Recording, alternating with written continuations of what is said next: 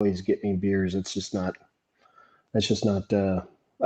wasn't right. And so it was just kind of this turning point for me where I thought, what am I doing as a father? How am I representing them? What am I teaching them?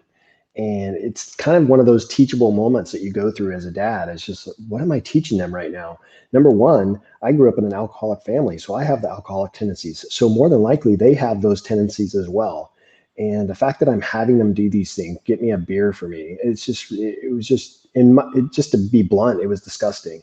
And I made a shift. I said, I got to stop. I got to stop. And like I said, I was a functioning alcoholic. I was able to drink and still go to work and still coach. Now I wasn't doing those things and drinking. I mean, I wasn't out on the baseball field or the basketball court with alcohol in my breath. That wasn't what I was doing. But what I was doing was is when I was done with practicing and I had come home, I would have beers. I would drink.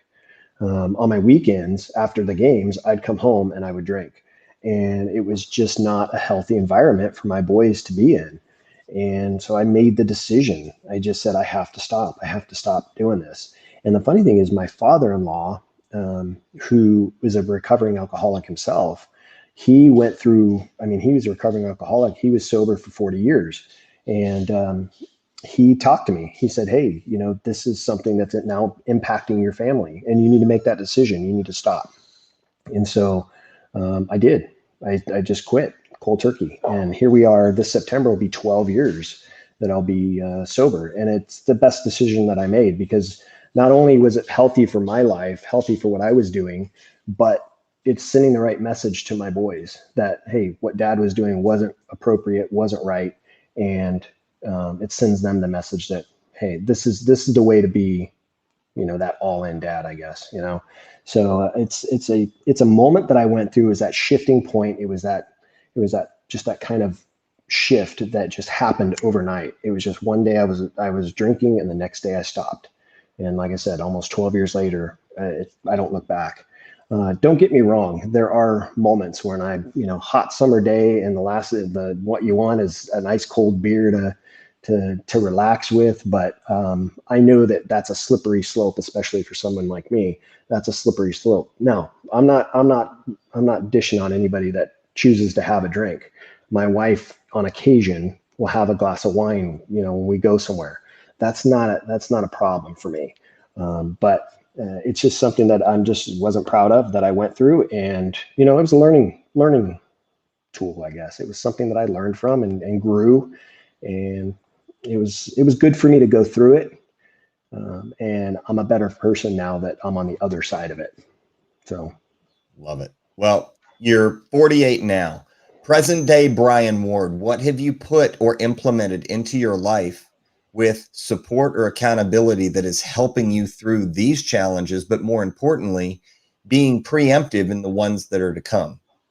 Yeah, that's a good question, Matt. And it's something that I've just, I've shared a lot with you, and you're going to be a huge part of it. But it's something that I learned from somebody else that I never had thought of. But we see how companies are run with what is called a board of directors. You have a board of directors that really guide the direction of the company, and to help the company continue to grow and get stronger and get better as an organization.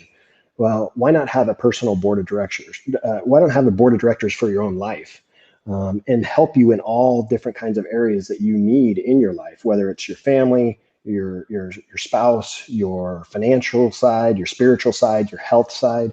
So I've started to implement that. I'm starting to develop this this personal board of directors, and it was a strategic plan that I put in place and I really did a lot of research on it, and I've really analyzed the individuals that I want to have on my board. And I specifically reached out to all those guys. I developed a contract for each one of my board members to read through and sign. And that contract consisted of things that they're going to do for me. And then also on the flip side, things that I'm going to do for them. And if they agreed to that contract, they sign it, and then I sign it. And now we're both committed to this plan of really not only helping me as a person, but in turn, it'll help us as individuals. So obviously, my good friend Matt Storm is going to be one of my board members. And right now I'm in the process of interviewing pastors. I have a couple different guys that I'm going to be setting up to meet with to figure out which pastor I should have to work on my spiritual side. I have a financial advisor that's on my board. I have a couple of guys that are solely entrepreneurs and kind of know the ins and outs of that side of things, because I've developed this new brand, this Dad Up brand. So I want to help kind of evolve into that. I have an author on my board to kind of help me, guide me through a book that I want to write. So those kind of guys are in place. I have a guy that's, all into fitness named Matt Storm that's going to help me on my health side and getting back into the physical shape that I need to be in. So all these guys are going to be in place that are going to help me for years forward. And I wish I would have started it sooner. I think it's important for all of us as men, men or women, to have this personal board of directors. Now, one thing I will say, it's no one in my family. My wife isn't on my board. My boys are not on my board. I have a brother-in-law on my board, but he's my financial advisor. I trust him with the financial side. So there is a family member on my board, but not directly in my family. And I did that on purpose, because my family's going to tell me what I want to hear. I want to be told what I need to hear.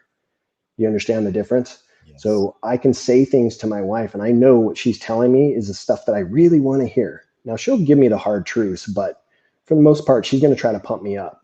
I don't want that. I want people on my board that I trust are going to tell me, hey, this is what you need to be doing. You're not doing this here. You really need to work on this stuff. And it may not be something that I really want to hear or comfortable hearing, but that was part of the contract. That's in the contract, that you're going to be truthful and honest with me about your views on what I need to do to fix or correct or change or pivot to. So I did that on purpose. I didn't have my family on my board on purpose for those reasons. So yeah, I'm really excited about it. At the highest level, Bryan, and very few of us want to be exposed to our own truths, because we want to hide our inadequacies, our fears, and we want to put on this armor and this shield and sword and draw it and be ready to go to battle. And internally, we might not be everything we need to be with the strength to hold the sword, the shield, and go to battle every day. Right. I admire you 100%, acknowledge as far as the things that you did, not the things that you want to hear, but you're putting people around you for the things that you need to hear. Right. Exactly. That's huge. Thank you very much. I'm looking forward to it. There's not going to be a whole lot involved to it other than, meeting every other month or so on a Zoom call, just to kind of, for like a 45 minutes to an hour, just to kind of go through things, goals and all that kind of stuff. So there's not a huge amount of involvement. It's more about telling other guys where I'm at and having them kind of give me their input on where I need to be or where I should be. So I'm excited about it. Love it. Well, Bryan, I do appreciate your time. I know this is the weekend, and you were gracious enough to spend an hour out of your weekend to be able to be with us. And it really is a pleasure to be able to be involved with you. More importantly, to serve side by side. And that's what we need more of, is we need more brotherhood in this world, because guys, we cannot do this alone. Parents, same thing. And that's one of the beautiful things. Very few solopreneurs make it unless they're extremely talented, skilled, and have everything under control, which is, by the way, maybe 1/2 of 1/4 of 1%. Right. So we need each other just as much as people need us. And I think that's going to be a great journey to see. So, Bryan, with that, any last minute words, for maybe a word of encouragement for someone who might be struggling a little bit and needs some help? And, what would your encouragement or suggestion be for them? It's something that I actually implemented in my life about 1.5 years ago. Is I've gone through each day of my life to focus on getting to that next best version of myself. And I know I've talked a lot about it, especially in our clubhouse rooms and stuff. I talk a lot about it on my podcast. I talk a lot about it on my social media posts, but it's so important, even if it's just a very small difference that you make between yesterday and today. Yes. You start adding that up, those small differences stacked on top of each other. It's like building a house, right? You got the foundation, then you lay the next, then you lay the next. Before long, you have a house, right? So if you stack those small little, what I like to call wins on top of each other, they're huge. A month down the road, that's huge, right? So I look at focusing each day on getting to that next best version of myself. What can I do today different than I did yesterday that'll help me get to where I need to go in the future? So if you're struggling in an area, just worry about getting through today and how are you better today than you were yesterday.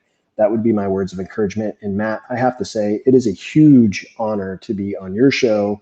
I'm thankful for our friendship. And if I've gotten anything out of, I met you through Clubhouse. If I've gotten anything out of Clubhouse, it's the friendships that I've developed, like guys like you, just absolute studs in what they do, and just the connection that you and I have made. It's just been unbelievable, and I'm so grateful for you. I'm grateful for your wife for sharing you with me.